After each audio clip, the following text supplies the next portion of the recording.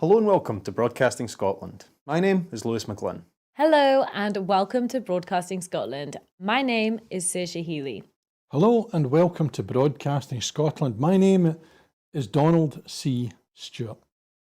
Broadcasting Scotland is Scotland's independent broadcaster, providing factual news, reporting on the issues important to the people of Scotland. We are committed to public service broadcasting, and with your support, we will produce even more programmes. Provide opportunities for young people interested in media production and broadcasting, and challenge preconceptions of what Scottish media looks like, amplifying Scotland's voice and reflecting its communities. We can already deliver high-quality live news, and we will create the highest quality programmes for you to enjoy. But we can only do that with your support. So please subscribe to and share our channel or donate to Broadcasting Scotland via the link in the description. Thank you. Thank you. Thank you.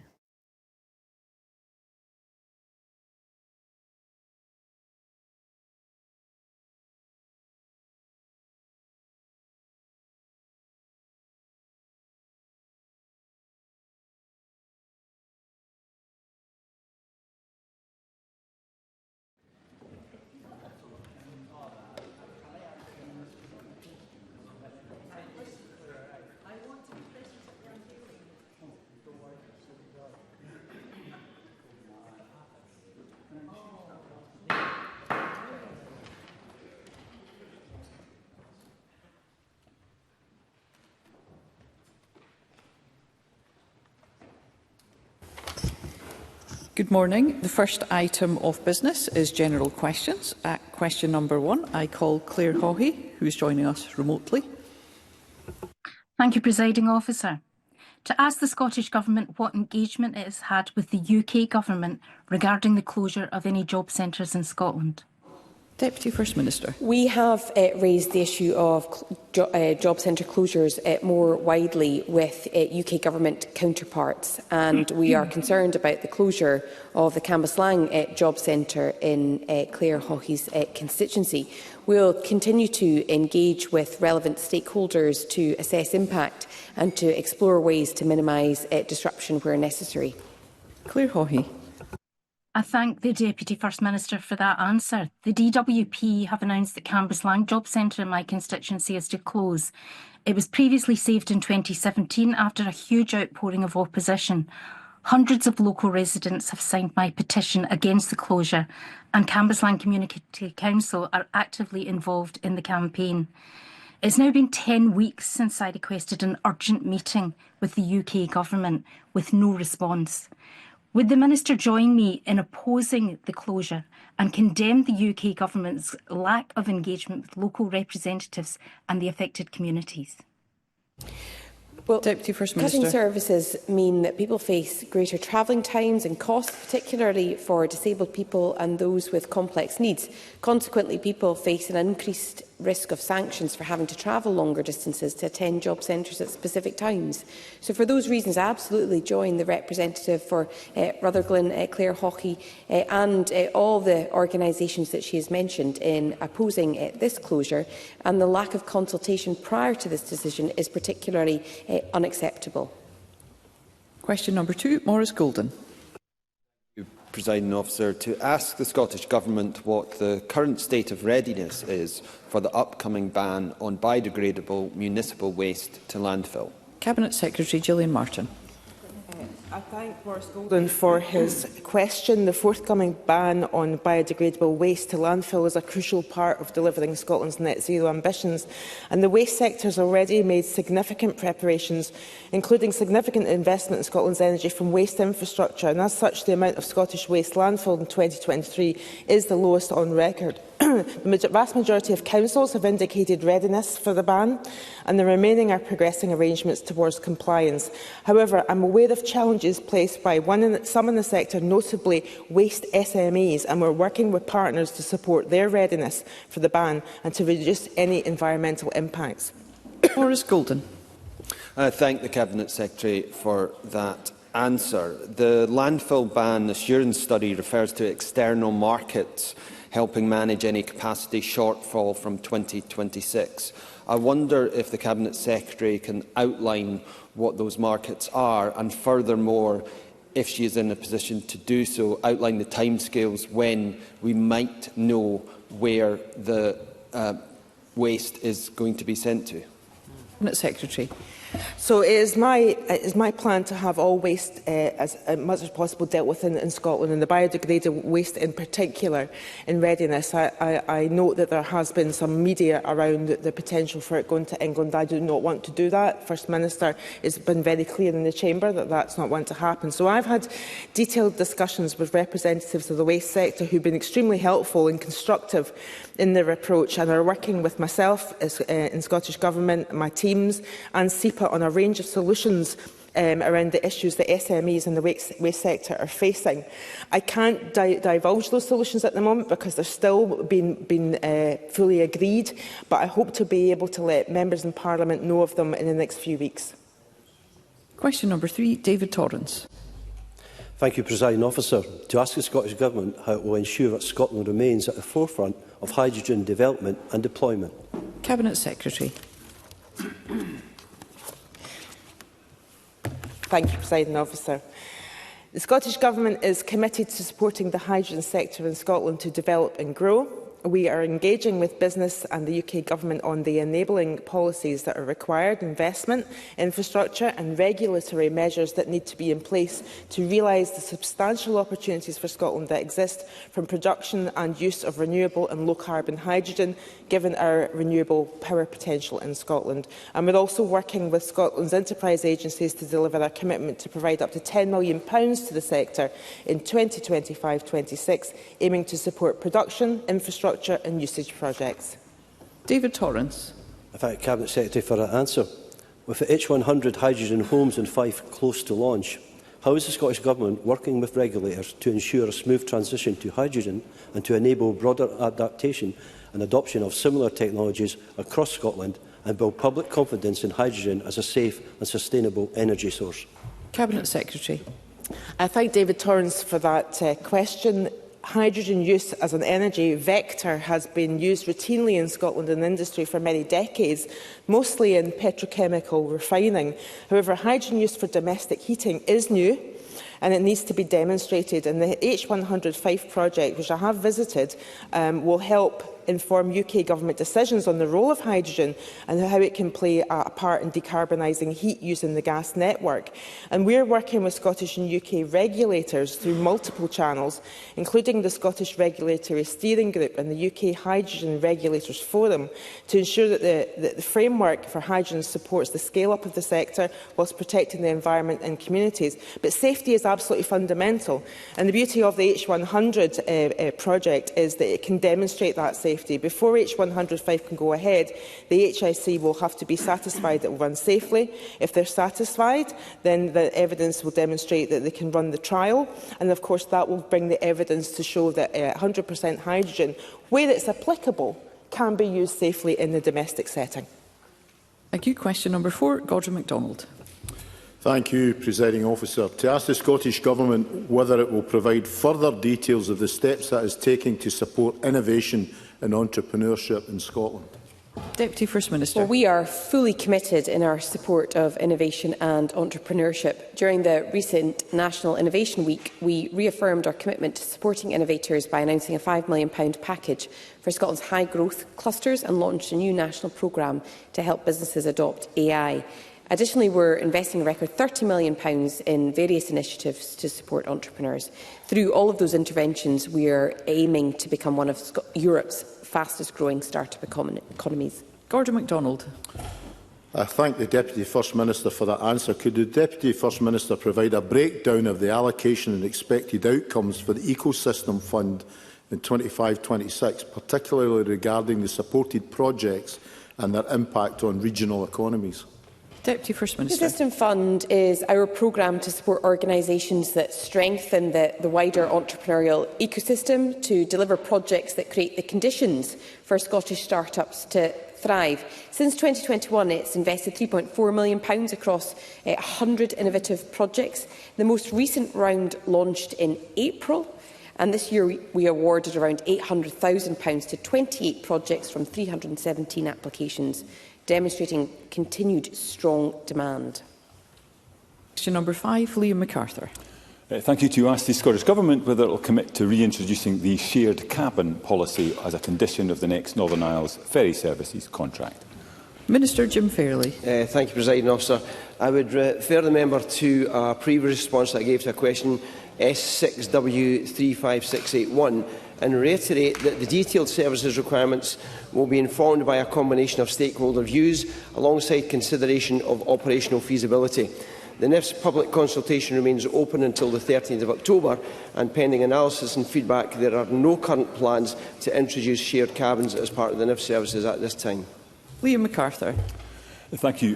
For years, the shared cabin policy on Northern Isles Northlink ferries allowed islanders to get a good night's sleep on the Aberdeen route while keeping costs down. The option was removed during COVID, and Northlink ministers have since refused to reintroduce it. As a result, islanders are often forced to pay full cabin price for a single berth or face sleeping in chairs or on the floor. It's akin to charging a motorcyclist for deck space for an Arctic lorry. Costs are up. The value of vouchers are down. This is a lifeline service and islanders deserve better. So can I urge the Minister again to ensure that reintroducing the option of shared cabins is a condition of the next ferries contract? Minister. I absolutely hear all the points that the member is making, but there are split views on what this should actually be. The decision was taken by the operator. It is an operational matter for them. It was taken by the operator on a health and safety issue. However, there are a number of other options that people can have on that ferry service, but those views will be concluded as we go through the process. Thank you. Question number 6, Bob Doris.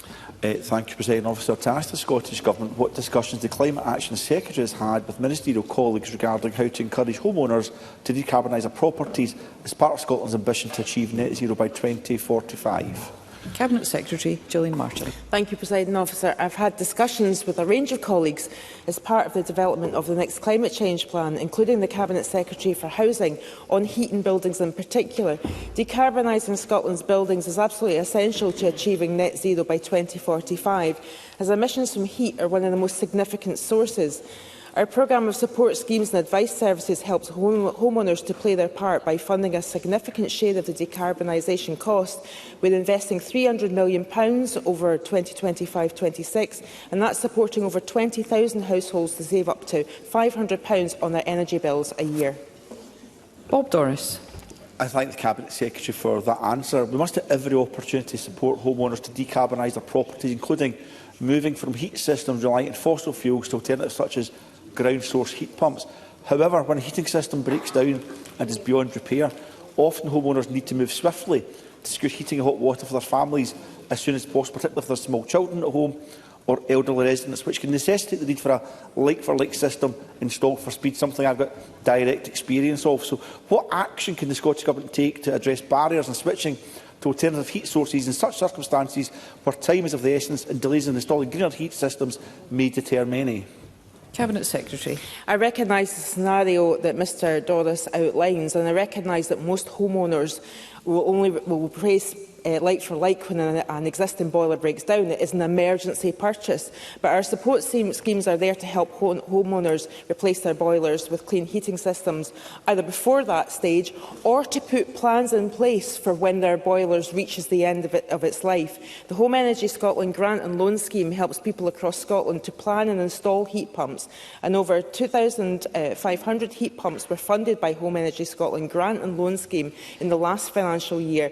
We'll shortly be launching a national campaign to promote Home Energy Scotland, who provide households with free impartial advice on energy efficiency and clean heating, and can help households access the support available. I'd also mention that Glasgow City Council is working at pace to plan for significant heat networks in the city as part of their stated goal of being a net zero city. Sarah Boyack. Given the huge potential of heat pumps, will the Scottish Government consider reintroducing financial support for householders to get support for installing solar panels as a first step to installing heat pumps? Because our constituents are now cancelling their plans to install heat pumps, which is bad news for our climate, bad news for their homes and bad news for the companies that make heat pumps in Scotland. Cabinet Secretary. Well, at the moment, obviously, with the fiscal restraints that we've got, we've had to make some choices around where we put the support. I would love to be in a position to extend the support available into other technologies as well, such as Sarah Boyatt mentions. But what we've got to do with the funding that we've got is look at where we can actually make the biggest difference in terms of decarbonisation and affecting fuel poverty. So, obviously, if things improve with regards to the settlement that we get from the UK Government, then I will be able to take measures such as the sort that Sarah Boyack outlines. Thank you. Question number 7, Stephen Kerr. Maybe I should speak slowly, Presiding Officer. To ask the Scottish Government what measures it has in place to ensure that public body officials do not misuse their position for personal gain. Minister Ivan McKee. Public body officials must adhere to the Scottish Public Finance Manual. Scottish Government-sponsored bodies must ensure compliance with any relevant provisions and arrange for procedures consistent with the guidance to be put in place. Board members establish the values and standards of their organisation, ensure that the organisation adopts and complies with their code of conduct for staff, and the Scottish Government ensures board members are aware of their responsibilities through annual board induction events and producing guidance. The Standards Commission for Scotland provides further detailed guidance on the Model Code of Conduct and how it applies. Stephen Kerr. Well, I'm grateful to the Minister for his reply. And in relation to the conduct of senior officials, given the ongoing disclosures in the public interest at Historic Environment Scotland, Glasgow City Council and TechScaler, matters which would never have seen the light of day were it not for the courage of individuals prepared to speak out, often in the face of intimidation and the threat of retaliation, will the Minister take this opportunity to commend the bravery of whistleblowers and to acknowledge the vital role they play in safeguarding the public interest? And does he accept that it's often only the guarantee of anonymity that gives whistleblowers the courage to make a protected disclosure to a prescribed person in the first instance? Minister.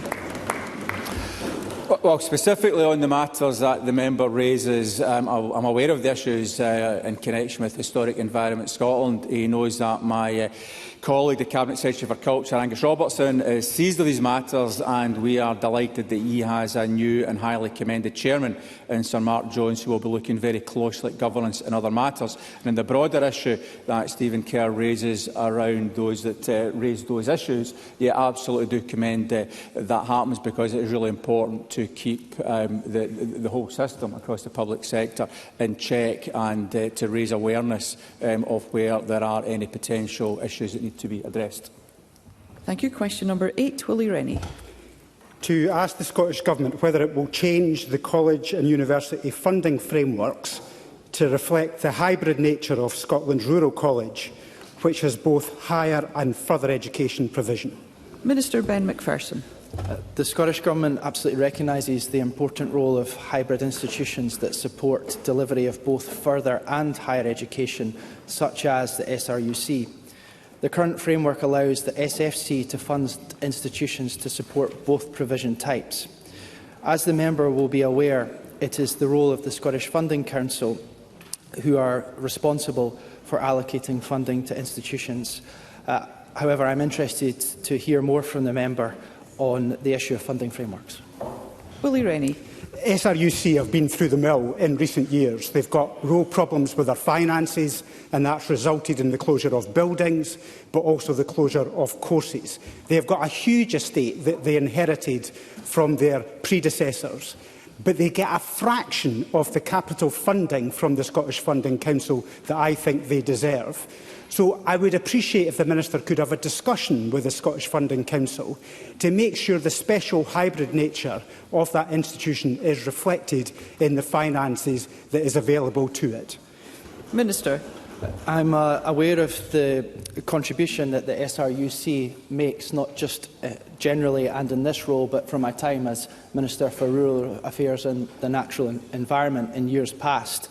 I was grateful to receive direct correspondence from the SRUC on my appointment on the 29th of September, and I'm aware of the engagement that my predecessor has also had with the SRUC. I look forward to further direct engagement with the SRUC on the matters the members raised and on other matters of pertinence to the organisation, and to continue dialogue with the SFC, and I will note the points that the members raised as I undertake that dialogue in the period ahead. I call Stephen Kerr for a point of order. Thank you, Presiding Officer. I apologise. I once again forgot to declare an interest as a Director of Whistleblowers UK, a not-for-profit company that has set up the campaign for whistleblowing to be in a more favourable legislative framework. Thank you, Mr Kerr. Your comments are on the record. I call Bill Kidd. Thank you, Presiding Officer. The Minister will be aware that the UK Government has moved this week to reintroduce grant support to students on low incomes. About time too, but can he confirm firstly that the policy of utilising international student income for this purpose will not affect Scotland's universities, and how the new measures in England compare with what the SNP already provides in support to students? Minister. The point the members raises about the announcements from the UK Government are of course of concern, and the Government will consider these points in terms of continuing to make sure that through free tuition and the enhanced support that there is in Scotland, that learners in Scotland receive the most support here in Scotland in terms of the rest of the UK. The total package of support is the most generous across the UK, and we will make sure that Scottish students continue to have the lowest average student loan debt in the UK and are committed to free tuition, as the Parliament very well knows. Thank you, Minister. That concludes general questions for this afternoon, and we move on to the next item of business, which is First Minister's questions, and I call Russell Finlay. Thank you, Presiding Officer. I begin by noting the horrific attack on the Jewish community in Manchester, and I send our very best wishes to all of those who have been affected. Disposable income is what people have left to spend after paying their taxes and their bills. Put simply, it's about how many pounds they have left in their pockets. Now, we've analysed ONS data, and it reveals that the average Scottish household now has less disposable income in real terms than they did in 2007. People in Scotland are worse off than when John Swinney and the SNP came to power. He must surely be ashamed of that fact. First Minister. President, before I answer Mr Finlay's question, can I express my horror at the attack on a synagogue in Manchester this morning? This attack came on Yom Kippur, the holiest time in the Jewish calendar, and my thoughts are with the victims, their families and all of the Jewish communities in Scotland and across the United Kingdom. I record our thanks and appreciation to the emergency services and the first responders for the speed of their response. Anti-Semitism is an evil we must confront and stand resolutely against, and I know that the whole Chamber speaks with one voice on this important question.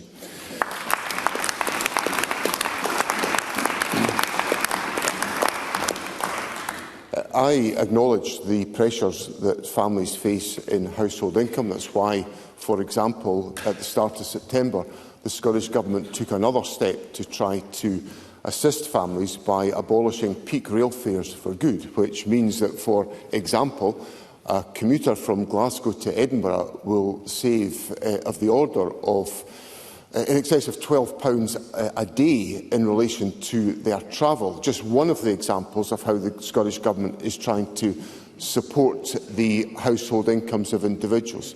Of course, one of the reasons why our economy has struggled since 2000 in recent years is because of the effect of Brexit. Brexit has made every single one of us poorer, and the responsibility for that is the Conservative Government that delivered the Brexit that they did. Russell Finlay. SNP tax rises mean that most Scots now pay more than people doing the same job in the rest of the UK. And Scottish workers fear being hit yet again by Labour. Rachel Reeves has been asked to rule out tax rises. And she won't. She was asked at least 10 times, but she refuses to do so. People in Scotland, we know, already have fewer pounds in their pockets. They can't afford ever-increasing taxation. Labour won't be upfront about tax rises, so will the SNP. Let's hear Mr Finlay. Will John Swinney rule out any tax rises for workers in Scotland in his next budget? Yes. First Minister. As part of my public duty, I must correct what Mr Finlay has said. And Mr Finlay was wrong, because over half of taxpayers in Scotland continue to pay less tax than if they lived elsewhere in the United Kingdom. Now, I know that it is important that we all speak accurately to Parliament. It's a duty. Let's hear the First Minister. It's a duty I faithfully deploy. Colleagues, let's hear one another. It's a duty I faithfully deploy, and I'll also point it out where Mr Finlay misleads Parliament with incorrect information as well. So, thank you. Mr Finlay knows full well. We are not having pointing and shouting from our seats. First Minister, continue. Mr Finlay knows full well that the Government will set out its tax plans in the budget in an orderly and rational fashion, and as a consequence of that, Parliament will be able to scrutinise the Government's financial provisions. But I reiterate the point I have just made. Over half of taxpayers in Scotland continue to pay less than if they lived elsewhere in the United Kingdom, and I'm very proud of that fact. Russell Finlay. This First Minister leads a government that doesn't know the difference between fact and fiction. Workers in Scotland know exactly how much tax they are being forced to pay by the SNP. Now, the next Scottish budget must bring down costs for families and businesses, but it must also give greater opportunities for young people. The SNP have inflicted economic damage in Scotland by slashing college budgets. Audit Scotland have today revealed that the SNP have cut college funding by 20%, and that's in real terms since the last Holyrood election. SNP cuts mean fewer people going to college, learning new skills and advancing their careers. Reducing funding to college directly harms economic growth, which is something the SNP don't seem to understand. So will John Swinney commit to reversing this cut for the good of young Scots and for the good of Scotland's economy? First Minister. Well, the first thing I would say is that as a consequence of the Government's investment and the approach that we take in the education system, 93% of school leavers leave school and go into a positive destination such as work, training. Let's hear the First Minister. Such as work, training or further study, including attendance at our colleges. Now, in the last Funding Council allocations, they provided a 2.6% increase in teaching funding for 25-26 and an increase of almost 5% in capital maintenance funding to help colleges further invest in the learning experience of students. So this Government is absolutely committed to ensuring that we invest in our college sector to support students to move on to positive destinations. And of course, the challenges that we face in the management of the public finances have not in any way been helped by the austerity of the Conservatives and the folly of the Liz Truss budget, which Russell Finlay supported. Russell Finlay. He always comes unstuck when he comes face to face with the facts produced by Audit Scotland. Cutting college funding limits opportunities for young people and it harms our economy. The SNP's chaotic and irresponsible approach means there's less money for schools, hospitals, roads and everything else that needs to be fixed. Public services keep declining, yet taxes, household bills and everyday costs continue to rise. It's a fact, whether John Swinney likes it or not, that people in Scotland are worse off after 18 years of the SNP. Now, in the upcoming Labour and SNP budgets, workers could face a double whammy of taxes. Is this all John Swinney has to offer Scotland? Higher bills and worse public services. First Minister. Well, I would point out to Mr Finlay that the Scottish Government operates and delivers a balanced budget in every single year, and we have done so since 2007. In relation to household bills, I've already cited the impact of the step on peak rail fares. But of course, council tax in Scotland is lower than if people lived in comparable properties in England. Water bills are lower in Scotland than if people lived in England. We have free prescription charges here in Scotland that help household incomes. We have free eye examinations in Scotland, a great preventative measure, but it helps with the cost of living. We also have students that go to university without paying any tuition fees, unlike the situation in England. So we have in Scotland responsible use of the public finances compared to the chaos and the austerity of the Conservatives, and I'm proud to defend the record of this government. Thank you. Obviously, many members wish to put questions today. We'll be better able to get more members in if we conduct ourselves appropriately. I call Anna Sarwar at question number 2. Thank you, Presiding Officer. I'm horrified by the news coming out of Manchester today, and like others, my thoughts are with all those affected and the wider Jewish community. Yom Kippur should be a time of peace and reflection, but instead they have been the victim of hate and violence. We must all stand against anti-Semitism and all forms of prejudice and hate. Presiding Officer, this morning a scathing Audit Scotland report laid bare the SNP's failure to support our colleges and young people. A 20% real terms cut to colleges over the last 5 years, 30,000 fewer Scots getting places, and a cash crisis putting jobs, institutions and places at risk. So can I ask John Swinney, when Scotland needs a new generation of skilled workers, why are apprenticeships and colleges of less value to the SNP than university? First Minister.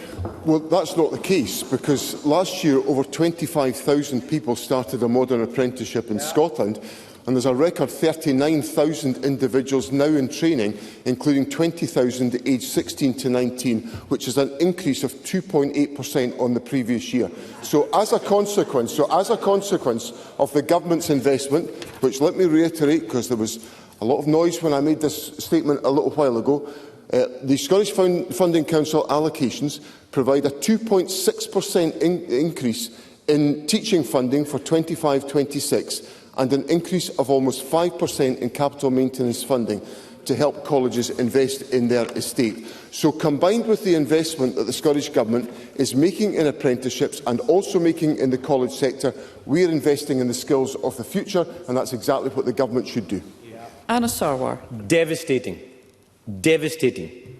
That's how one student reacted to the news that the Alloa campus faces closure at Forth Valley College, and it seems that the First Minister would rather put his head in the sand and ignore Audit Scotland rather than confront the issues. Anne-Marie Harley, a lecturer at the college, said that the social benefits of what colleges do are not recognised by this SNP government. Working class kids being let down by the SNP and by John Swinney, and not for the first time. The future of Forth Valley College, home to thousands of students, is now at risk due to the financial crisis caused by the SNP. So will John Swinney intervene to save the Alloa campus? First Minister. Well, this is a subject that has been uppermost in my mind after the representations from my friend Keith Brown, the member for Oakhill and Dunblane. So these issues are very much to the fore in my mind. The Education Secretary is actively involved on my behalf and at my instruction to find a way through this that will protect the future of the Alloa campus. Because for me, the Alloa campus is essential because it is located in an area of deprivation in our country. We must maximise access to learning. That's what my political agenda is about ensuring that local communities that live in deprivation have access to learning facilities to enhance their prospects. And that's what the Government is working to resolve today. Anna Sarwar. So why is it under threat? A 20% real terms cut by this SNP government. So you can't dodge the record. The SNP often speak about tackling inequality but fail to deliver when it comes to educating our children. 60% of young Scots do not go to university, with working-class kids more likely to go to college. But our colleges are in crisis, and that is directly on John Swinney, a failed former Education Secretary who, let's not forget, shamefully downgraded the results of working-class kids during the pandemic. And now his SNP government refused to fund a new welding centre on the Clyde, forcing Labour to intervene and secure these skilled jobs. Livelihoods and futures derailed by SNP incompetence. Colleges cut, courses scrapped, futures denied. So why does this snooty, elitist SNP government refuse to recognise the value of Scotland's colleges? First Minister, let's hear one another. Where to start and all of that? My goodness. I don't think this state schoolboy getting lectured to about elitism is a great look for Mr Sarwar. Thank you. Thank you. And I'm very proud of my state school education as well. Very proud of it. Now, let's just take that apart one bit by one bit. Tackling inequality. Well, this is the only part of the United Kingdom where child poverty is going down because of the leadership of my government and my First Ministership. 93% of young people are going on to positive destinations from our schools. And when it comes to big, lofty commitments, I stood beside Mr Sarwar, who told me there would be hundreds of millions of pounds to save Grangemouth, and Grangemouth got absolutely nothing, and it's closed. Mr Sarwar should go home and think again. Always through the chair. Thank you. I call Ross Greer.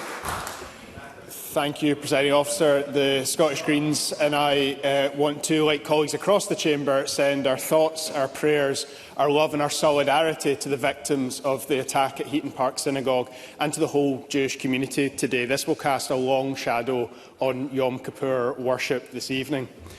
Scotland is a country of 5 million people, but fewer than 500 people and companies own half of this country's land, and many of them don't even live here. They're a motley crew, including aristocrats, billionaires, minor royals from across the world, and in some cases we don't even know who they are. 750,000 acres are owned from tax havens like the Cayman Islands. More Scottish land is owned by corporations and the super-rich now than when the First Minister's party took office in 2007. And later this month, the Scottish Government will ask MSPs to vote for a new land reform bill, one that won't break up big estates or redistribute land from billionaires to the people of Scotland. So can I ask the First Minister, with less Scottish land in the hands of the people now than in 2007, is his government just scared of these billionaires? First Minister. Well, the government has, of course, taken a number of steps over a number of years to enable the purchase of land by communities to support developments which have enhanced community opportunity in a range of different parts of the country. And I've had the privilege in a number of different parts of Scotland to see at first hand the benefits, the productive benefits of community land ownership. Now, as Mr Greer knows, the Land Reform Bill will be before Parliament in the course of the next few weeks. Parliament will have the opportunity to scrutinise the proposals. We will, of course, be open to dialogue about any of those proposals to determine how we can ensure that the land asset of Scotland is used for the benefit of the people of Scotland, which is the underpinning of the government's policy agenda.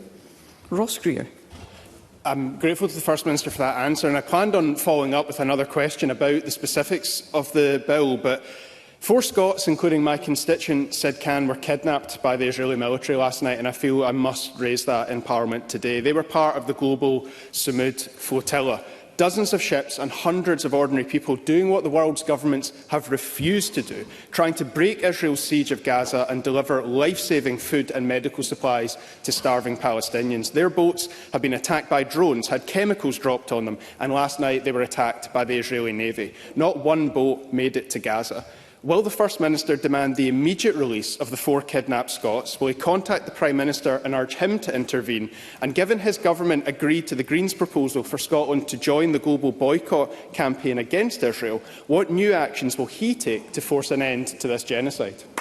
Thank you, First Minister. With regards to your responsibilities.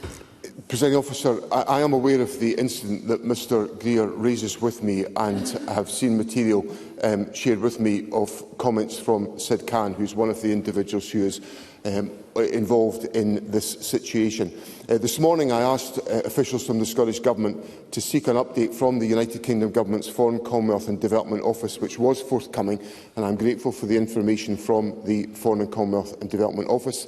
They have informed us they have lobbied the Israeli Government to respect law and to protect everyone on board's safety, and we will keep in close contact with the United Kingdom Government regarding the well-being of those on the flotilla. In relation to the subsequent issues that Mr Greer raises with me about the actions of the Government, I set out in my statement to Parliament on the 3rd of September the actions the Government is taking, and I assure Mr Greer those have been followed up by the Government. Thank you. Question number 4, Gordon MacDonald.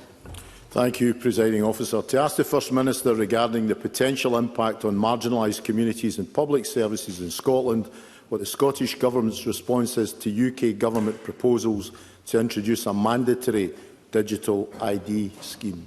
First Minister. Presiding Officer, I do not support the introduction of a mandatory digital ID scheme by the United Kingdom Government. People must be able to access public services through the channel that works for them. This might be a digital route, or it might be through face-to-face services or another method. We are engaging regularly with the UK Government to obtain further detail beyond the announced use for right-to-work checks and to further understand the implications of the proposed digital ID system on Scotland and our communities. Gordon MacDonald. I thank the First Minister for that answer. Forcing people to share their data just to go about their daily life is wrong. And the proposal by Keir Starmer serves as another distraction from the very real issues that the UK faces.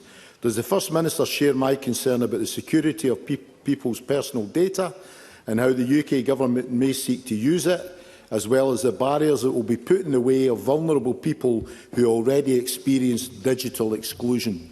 First Minister. I think Mr MacDonald raises important issues about the question of digital exclusion, and many of these proposals, which could have an effect on some of the most vulnerable in our society, particularly people with disabilities, or in some circumstances older people, are issues that have to be entirely considered as part of this exercise. Obviously, the use of digital access to public services is appropriate in many circumstances where individuals are willing to participate in that, but we must act to avoid digital exclusion in all circumstances. Thank you. Murdo Fraser. Thank you, Presiding Officer. I agree with the First Minister's stance on this. I would say gently to him he would have more credibility on these issues had he not been such an evangelist for the SNP's hated named person policy, struck down by the courts for being an infringement of personal privacy. But what does the First Minister think is the worst aspect of this proposal? Is it the likely extortionate costs, the inevitable failure of the IT systems, the risk of a data breach, or the affront to civil liberty? First Minister.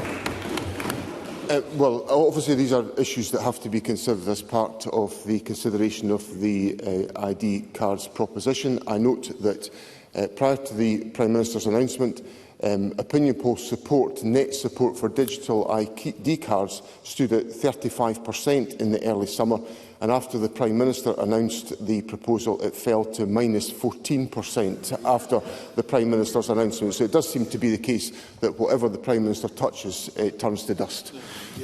Graham Simpson. Thank you. Under a Scottish Government document from 2021 titled Public Services Working for Us All, we were told the Government would introduce a digital identity service that would apparently be trusted and secure for users to, quote, prove who they are and that they are eligible for a service. Now that the First Minister is apparently against such intrusion into our lives, can we assume these plans will not reappear? First Minister. Well, I think there's a fundamental point of difference here, which is about the opportunity for access to digital services, to public services through digital means if individuals wish to do so. That is fundamentally different from the mandatory proposition that is being advanced by the United Kingdom Government, as my colleague Gordon MacDonald indicates, as a distraction from the real difficulties the Government faces. Thank you. Let's hear one another. Question number 5, Liz Smith. Thank you. To ask the First Minister what the Scottish Government's position is on whether NHS Tayside should exempt legal claims by former patients of Professor Sam El-Jamil from the 3-year time bar which is currently in place? First Minister. As Liz Smith will know, I am familiar with these issues from my engagement both as First Minister and as a constituency member with constituents affected by this issue. My thoughts are very much with the patients of Professor El-Jamil, which is precisely why we launched the public inquiry that is now underway, to ensure that they can obtain the answers to their questions and that lessons are learned. We fully expect NHS Tayside to consider all the facts and circumstances fairly on a case-by-case basis, including when considering whether to plead that a case is time-barred. The courts themselves already have the power to allow an action to proceed out of time by overriding the time bar if they see fit. Liz Smith. Can I thank the First Minister for that? And what the sentence that he's just quoted was exactly what the Health Secretary, Neil Gray, said in a letter to the patients. And can I just repeat that courts already have the power to enable an action to proceed overriding the time bar. Now, as the public inquiry is continuing to uncover a whole lot of information that was previously unknown to some of these patients, they are quite reasonably asking for that time bar to be lifted. So can I ask the First Minister for a categorical assurance that the Scottish Government has made this clear to NHS Tayside, as in that part of the 1973 Act, Section 19A, allowing the ministers to ensure that NHS Tayside will lift the time bar, and that's clearly a major barrier to getting at the truth? First Minister.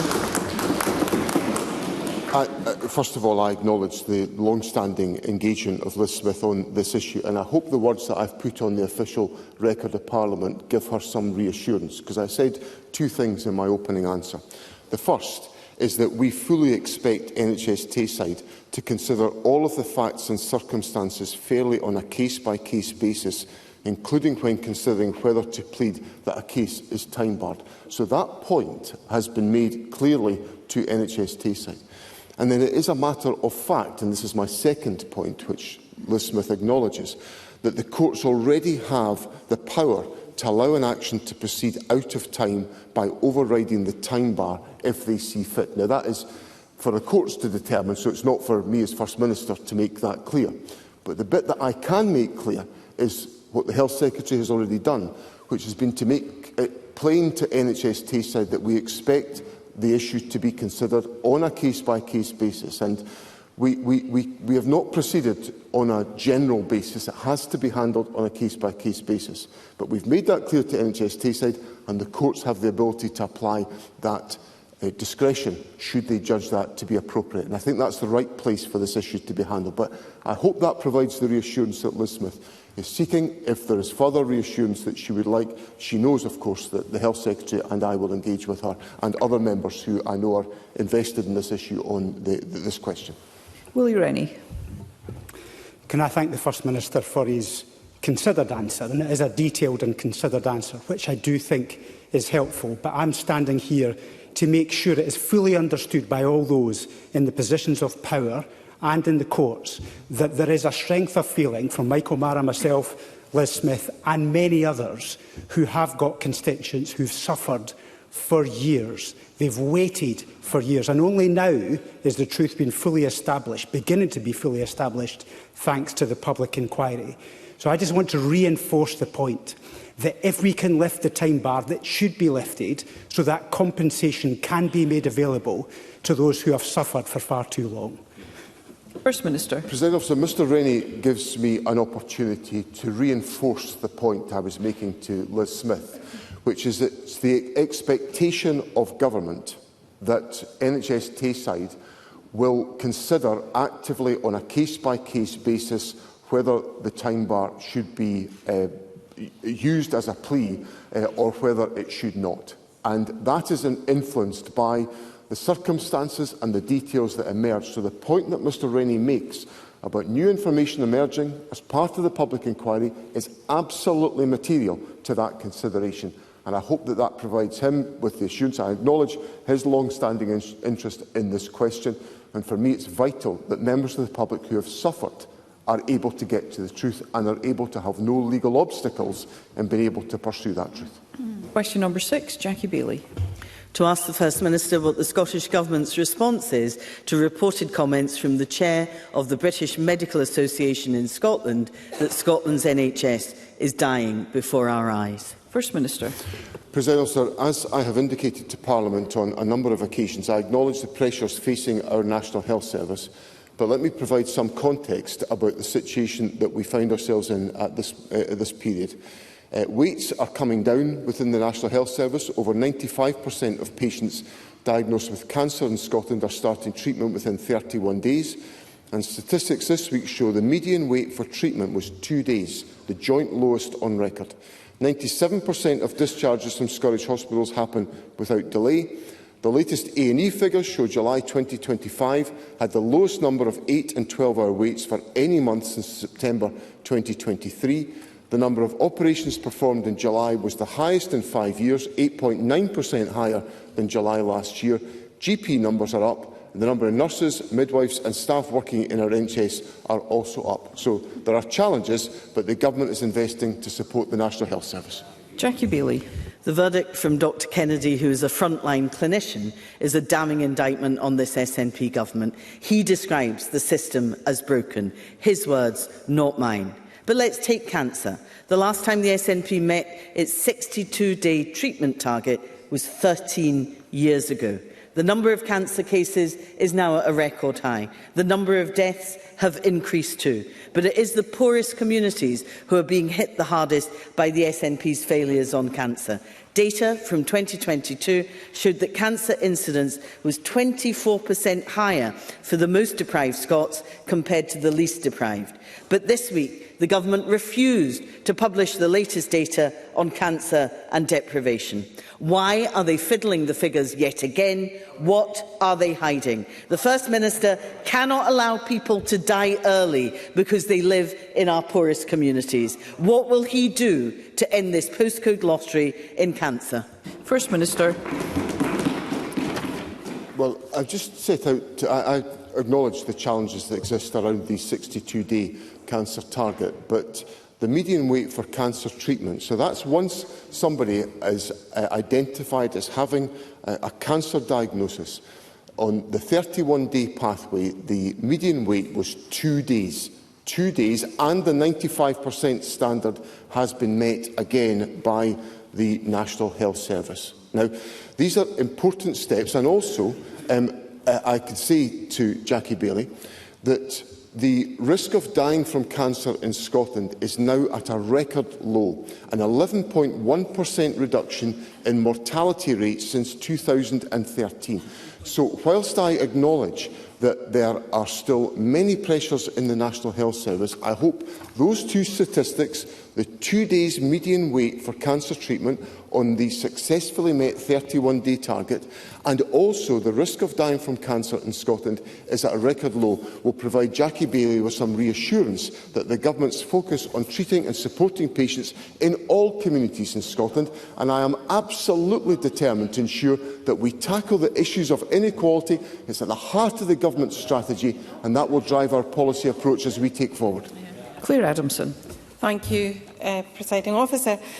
Ms Baillie didn't say that Dr Kennedy's assessment of our NHS also stated if it wasn't for international medical graduates and doctors coming from overseas that the NHS would have collapsed. We know that it's Westminster Labour's anti-immigration policies that are frustrating the efforts of overseas medical staff to come and support our health and social care services. So will the First Minister hear one another? Will the First Minister join me in calling for the Prime Minister to rethink these harmful anti-immigration policies? First Minister. President Officer, Clare Adamson raises a very significant issue about the flow of individuals to work in our National Health Service. Now, in the year ending June 2025, there has been a 77% drop in the number of health and care visas been granted by the Home Office, a 77% drop. Yeah. We know from the data from Scottish Care that 26% of social care workers in our social care system have come from another country. Now, what that tells us is that we depend on a flow of individuals coming into Scotland to support our National Health Service, and that is being made more difficult, if not impossible, by the actions of the Labour Government. So, if Jackie Baillie is interested in solutions, she should try to persuade the United Kingdom Labour Government to take a different course that will help our National Health Service. Thank you. We move to constituency and general supplementaries, and I call Edward Mountain. The Parliament will know the 4th of October is World Ostomy Day, and ostomates will know that although a bag may be needed for life, it gives them back their life. In 2003, First Minister, with the support of the previous First Minister, I launched 5 asks on behalf of Scottish ostomates. As today, only 1 has been delivered.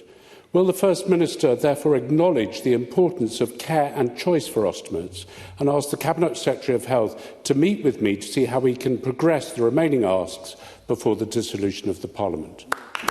First Minister. First of all, Presiding Officer, can I pay tribute to Edward Mountain, who has given exemplary public personal leadership to this issue, and I thank him for the contribution to debate that he has made on this point.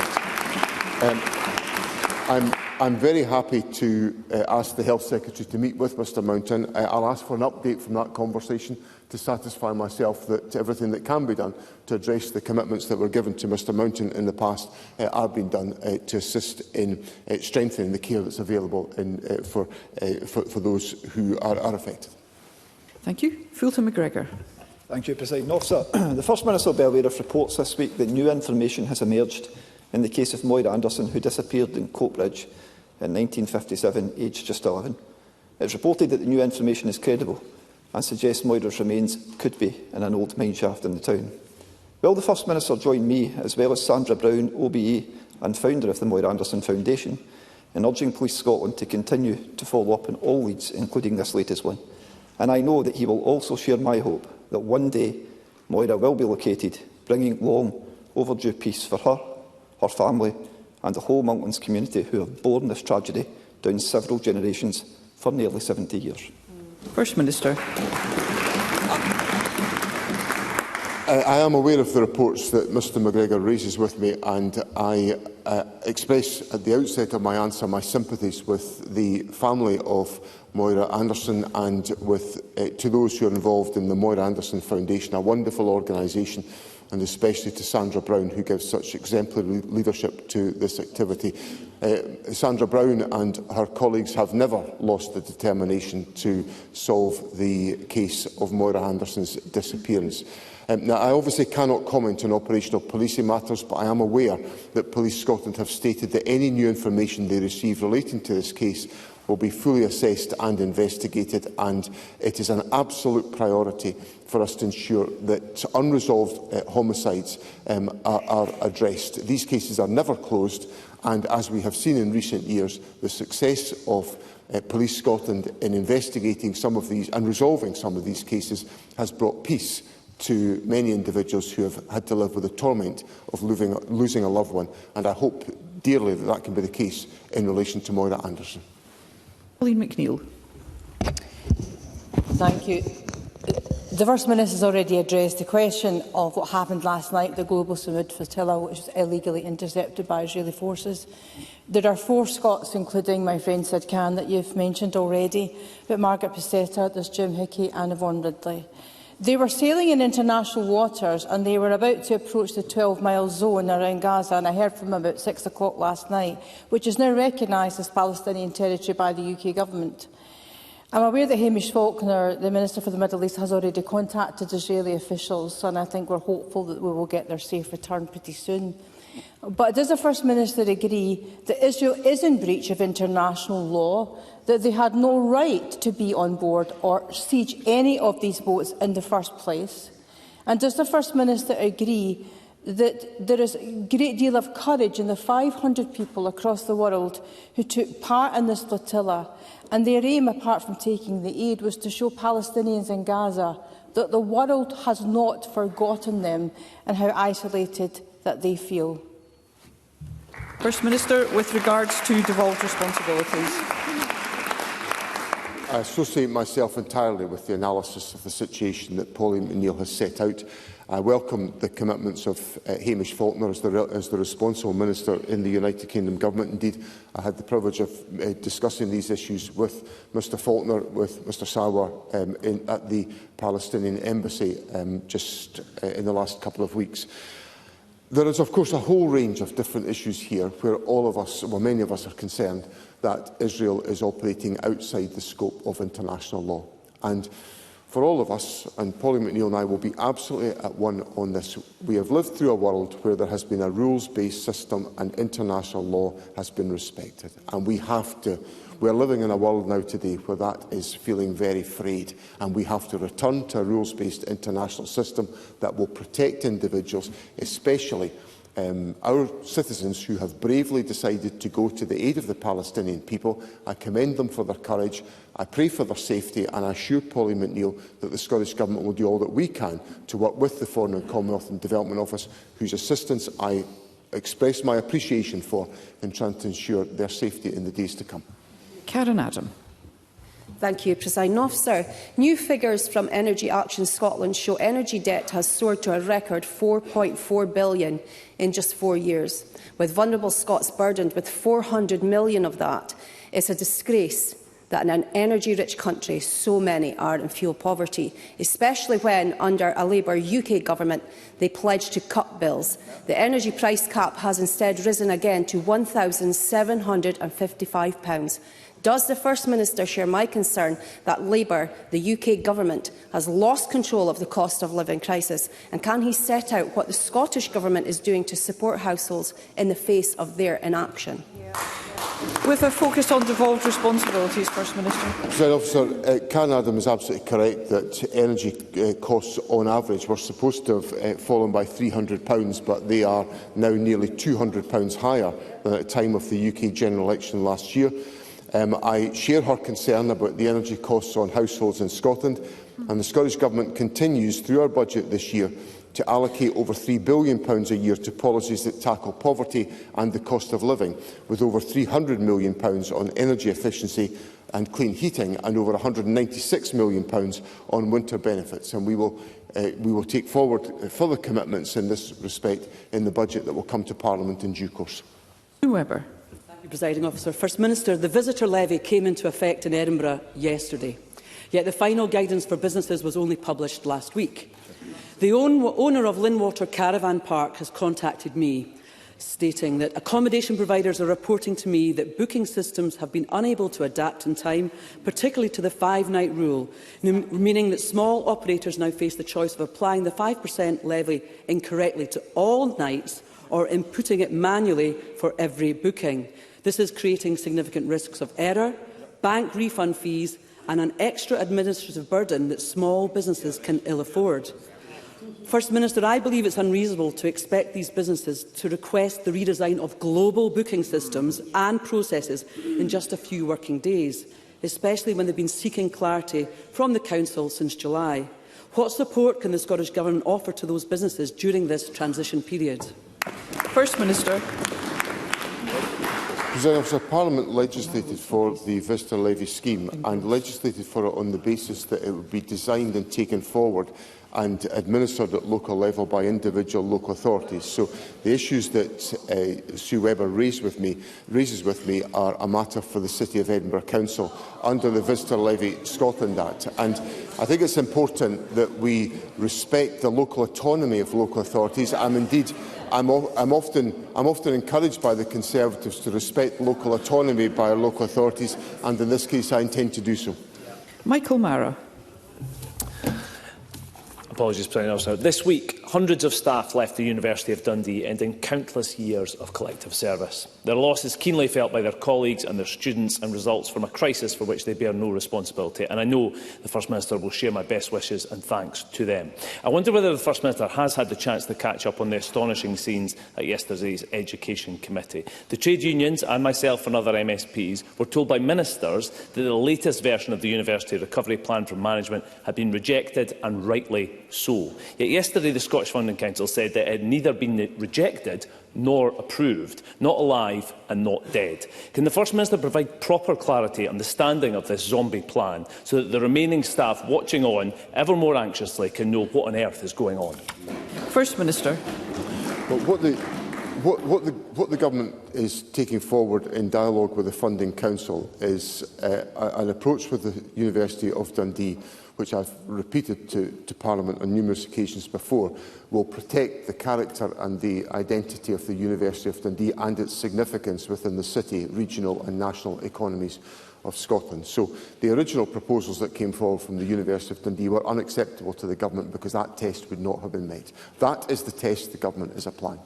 So there will obviously be developments of individual plans. I appreciate the importance and the necessity and the urgency of clarity about plans. That is what the Government is working on with the Funding Council. But I assure Mr Mara that what the Government is seeking in response to its willingness to invest to support the transition of the university is a university that will remain the strong asset to the city, the region and the country that the University of Dundee is, and that's the test that we're applying to those plans. Audrey Nicholl. Thank you, Presiding Officer. I warmly welcome the Scottish Government's work to respond to the immediate priorities of energy businesses in my constituency and across the North East, with £8.5 million of new funding for clean energy careers. And it's vital that we continue to support the communities that provided energy security through oil and gas for generations and ensure these communities remain at the centre of Scotland's energy future as the country accelerates towards a clean energy future. So can the First Minister say any more about the steps the Scottish Government is taking to support jobs and skills in the North East, particularly in the face of Labour's challenging fiscal regime? First Minister. So I welcome the investments that the Government has made in this area of policy. I had the pleasure on Monday of opening the Energy Transition Skills Hub in the city of Aberdeen, which results from £4.5 million of investment from our Just Transition Fund, and an excellent collaboration involving North East of Scotland College, the Energy Transition Zone and Shell UK, who have been significant partners in bringing about this development.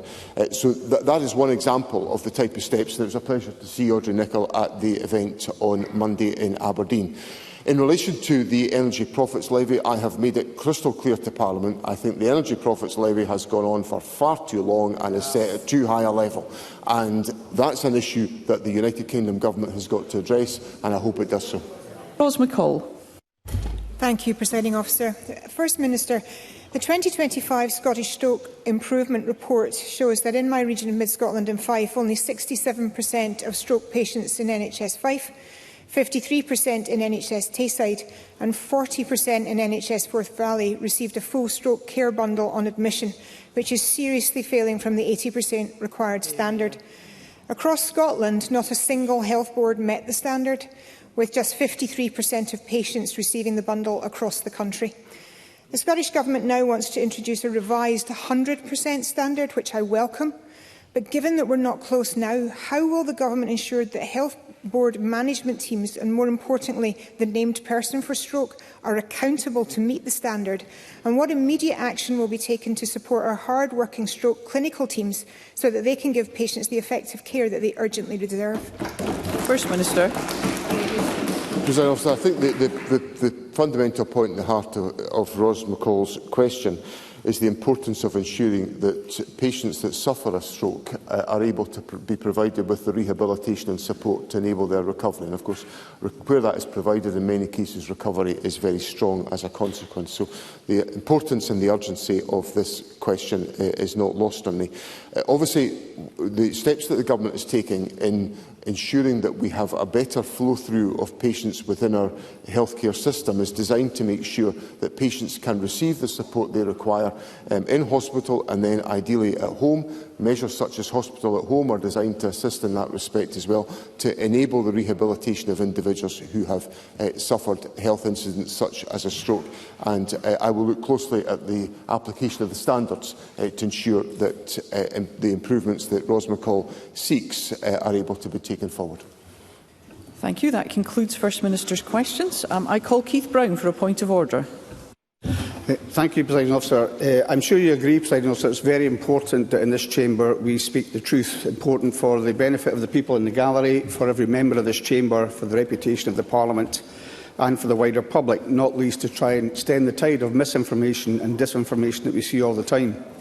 Today, Russell Finlay, who, even from those that try to speak against or shout down the truth, Russell Finlay today, who during this session has already had to apologise to the Chamber for falsely accusing me of misleading Parliament, has himself today sought to mislead Parliament by stating that a majority of people in Scotland pay more tax than their counterparts in the rest of the UK, when in fact the truth is a majority of people in Scotland pay less tax than in the rest of the UK. Presiding Officer, we are all entitled to our own opinions, but we are not entitled to our own facts.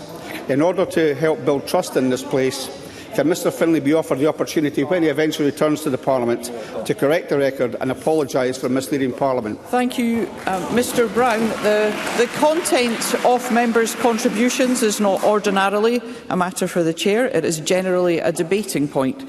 And that concludes First Minister's questions. And the next item of business is a members' business debate in the name of Ariane Burgess. And they'll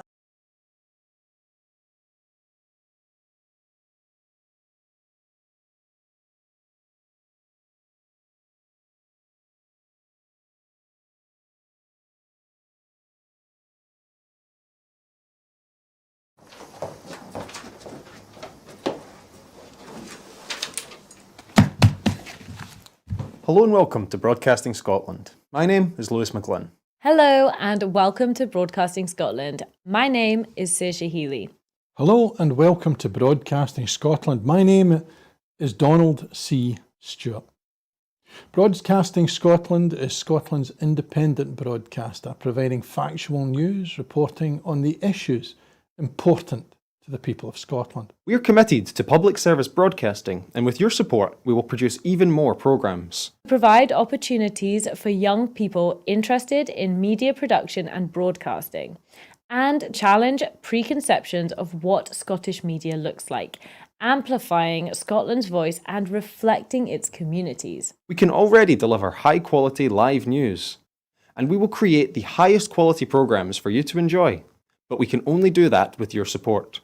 So please subscribe to and share our channel or donate to Broadcasting Scotland via the link in the description. Thank you. Thank you. Thank you.